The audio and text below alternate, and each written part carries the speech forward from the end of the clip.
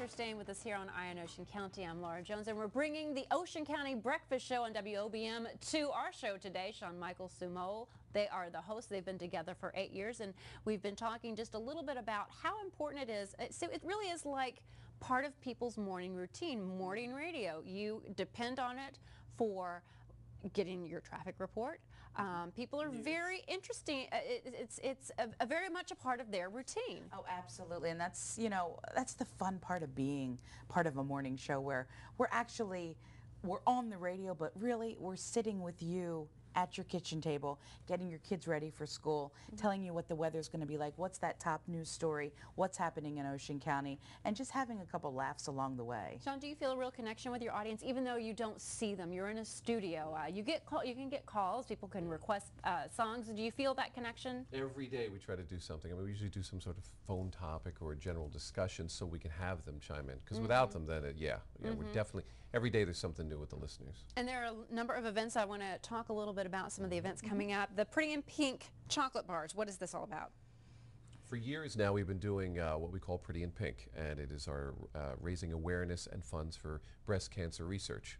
So we do that every October, and it involves a bunch of different stages, whether it's working with the American Cancer Society, making strides with the big walk-in point that we do, and part of it is raising funds through like t-shirt sales or candy sales. We're going to be doing the candy bars this year to raise money for breast cancer research, and it's been a big success. So what kind of feedback do you get from the community when you do things like this? It's incredible, and all the money pretty much goes to the Ocean County Cancer Coalition that works with different organizations with breast cancer. It's amazing. You hear the survivor stories, you hear families that go through it. We get to talk to the doctors that might have saved a life or reconstructed the breast to make it so much better for patients going through breast cancer. Yeah. We work with St. Barnabas Healthcare System, and we do a broadcast both at Kimball and community medical centers during this month, and it's very informative.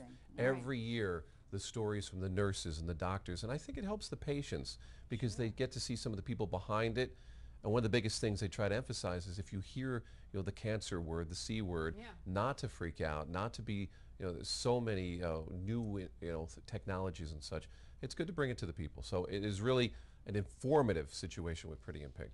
And some of the other things you do, giving back to Children Specialized, that's in Toms River. It's a radiothon for the Children's Miracle Network, but this specifically is going back to Children Specialized in Toms River. We're so excited about this. This is our first radiothon that we're really going to be doing. Yeah. Okay. And that's coming up in December. I Yes. jumped ahead on my It's list going to of be things, huge, and there's a couple of, you know, surprises along the way, but we are going to be raising money, part of a radiothon, and we're very, very excited about this. This will be the first year. And so now, does this mean you're going to stay on for more than 5 hours? We're going to need a lot of coffee. Yes. Yes. It's going to be a long, it's going to be fun though. It's going to be great raising money and having people come to a certain area. I think it's a surprise where we're actually going to be with this radiothon. More details will be coming up. Yeah. Okay. Because it's not actually in the studio. And that's another thing. It's going to be out. It's going to be out and about. Yeah. I think people do enjoy that. And speaking about getting out and about, at the Rataco Center on October 23rd, there's the 2010 Spooktacular. What's that all about? We got some pictures from past Spooktaculars. Yes.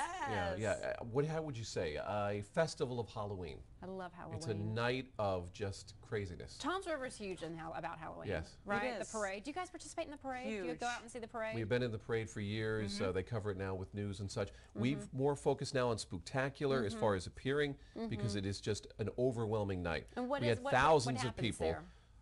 Thousands of people, What doesn't happen? It's a great family night. Are you broadcasting, or this is just an event where they can come? People can come meet you, and they can say, okay, they can put a face to the name. That's right. Yeah, and we get all dressed up. Kids, we have a little dress-up contests and stuff. Kids of all ages, adults too. Fun night. Yeah, that's it fun. really is a huge night. Thousands were there last year, and it's just It's going to double this Halloween gone crazy. It's Halloween really on nuts. steroids. Okay, now that's coming up again at the Poland Spring Arena at the Rataco Center on October 23rd. Also in November, you guys have something going on every single month. You have a food drive. Of course, with Thanksgiving, a lot of groups have food drives. Well, tell me a little bit about what it is that you do. And you have such an outreach. You know, you have such literal a voice, but also just through the airways of how many people you can reach. It's become a tradition now around the holidays for us to go out and we just broadcast live out on the road for the food pantries and try to raise as much food as we can. What's that like? It's unbelievable. Once again, it's all about hearing the stories, listening to a family, or schools might come out and say, you know what, this family needs this.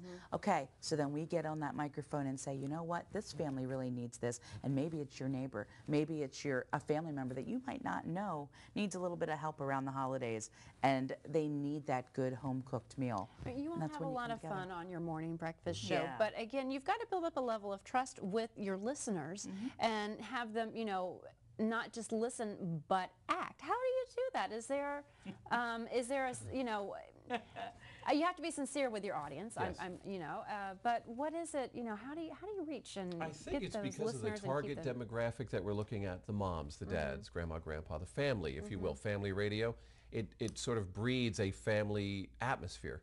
And that's what it is, I think. And Do you think they trust you or me more? I think they trust me, and they have fun with Sue. I knew it was coming. Sue's the crazy aunt that when we're away, you know how when you have somebody babysit your kids, No, no, Oh stop. yeah. Stop. and we go out, we go to some, you know, nice, you know, event. She's at home, and then when you come back, you have to sort of like get the You kids have like to they're deal with her. running around, you that's know, funny. and there's food everywhere, and the clothes are all over the house. It's Oh. like that. They have fun with Sue, and then we reel them in. And then you bring them back. What do you like about being out of the studio and, you know, that contact with your listeners? Hugging. Really? Hugging, yes. You're not a germaphobe? No. Yeah, some people want No, you, no. you know, you build up images of people in your mind because you hear their voice. Any crazy things people have said to you when they finally meet you face to face? No, they would Look just, at that look, Sue. they just tell Sue, Sue, you're just like you are on the radio, because she, you know, it is. You know, so. Yeah. Any interesting No, stories, I encounters? thought you were thinner. We hear that an awful lot. I do. Look, and the camera right on me. Yeah, we hear that a lot. Right. But it's fun. Now, in November, there's going to be another contest, and that is a trip to San Diego.